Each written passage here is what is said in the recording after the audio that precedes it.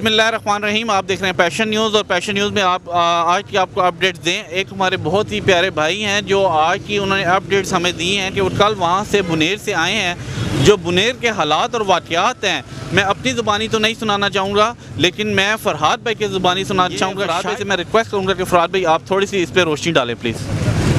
जी बहुत शुक्रिया। एक तो आपकी जो तंजीम है उसका थैंक्स। इस वक्त ना अगर हम ये कहें कि जी सूबाई हुकूमत क्यों नहीं कर रही, वफाकी हुकूमत क्यों नहीं कर रही, तो ये भी बेहिसी की बातें हैं। और भाई मैं क्या कर रहा हूँ, मतलब देखें इस तरह के बड़े जब डिज़ास्टर आते हैं तो हम फिर as a human being, not only as a Muslim, as a human being हमारा फ़र्ज़ बनता है कि हम भी अपना हिस्सा है उसमें शामिल करें।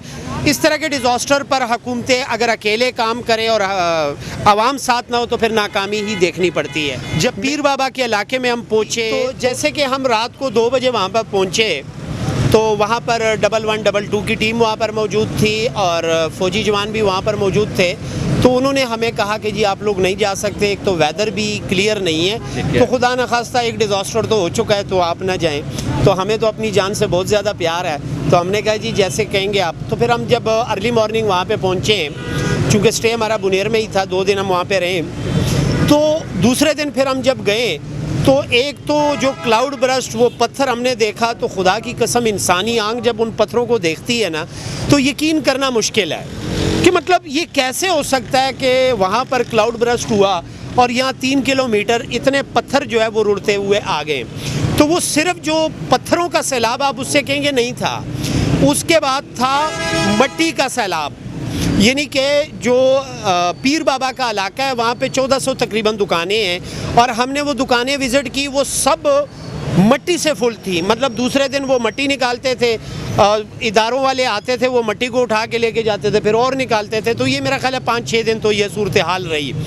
1400 दुकानें जो है वो मुकम्मल बर्बाद हो चुकी हैं। आप खुद समझते हैं कि जब कपड़े की दुकान में, करियाने की दुकान में मट्टी आ जाए और फुल पानी आ जाए और कचरा आ जाए तो वो सब, तो वहाँ का ताजर जो था ना वो पीर बाबा के इलाके का, वो भी तकरीबन बर्बाद हो चुका है। और फिर जब मैं बिशोनी की बात कर रहा हूँ, मैं बिशोनी एक गाँव है, वहाँ पर मैंने बहुत सारे लोगों का इंटरव्यू किया। एक साहब से मैं इंटरव्यू कर रहा था तो वो बता रहे थे कि ये जो है ये मेरा भतीजा है, इनके 36 लोग जो है ये सैलाब में गिरे, जिसमें से 18 जो है वो शहीद हो गए।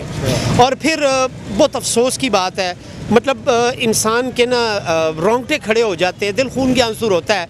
तो मैं उनसे इंटरव्यू कर रहा था तो उसमें वो अल्फाज शामिल हैं, वो कहते हैं जिस जगह पे आप खड़े हैं ना ये मेरा घर है, और कोई पता नहीं कि जिस जगह पर आपने पाँव रखा है यहीं पे हमारे वालिदैन हो, क्योंकि 6-6 फुट अभी पत्थर पड़े हैं। और ये वो एरिया जो है वो आपने वीडियोज़ में सब पूरी दुनिया ने देखा।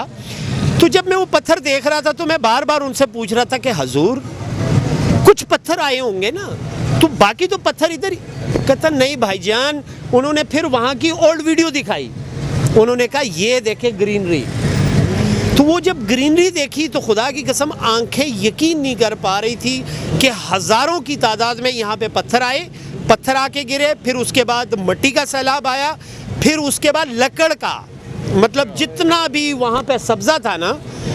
अच्छा, एक साहब ने बताया कि जो क्लाउड बरस्ट होता है इसका पानी इतना कड़वा होता है कि इसके आगे जो भी आए उसको इसने लेके जाना होता है। तो आपकी ये जो तंजीम है, आप ये जो काम कर रहे हैं, मेरा ख्याल है ये हर गली में, हर चौक में, जिस तरह कोयटा कैफ़ेज़ है ना, इसी तरह हर गली में, हर कूचे पे इसी तरह एक कैंप होना चाहिए।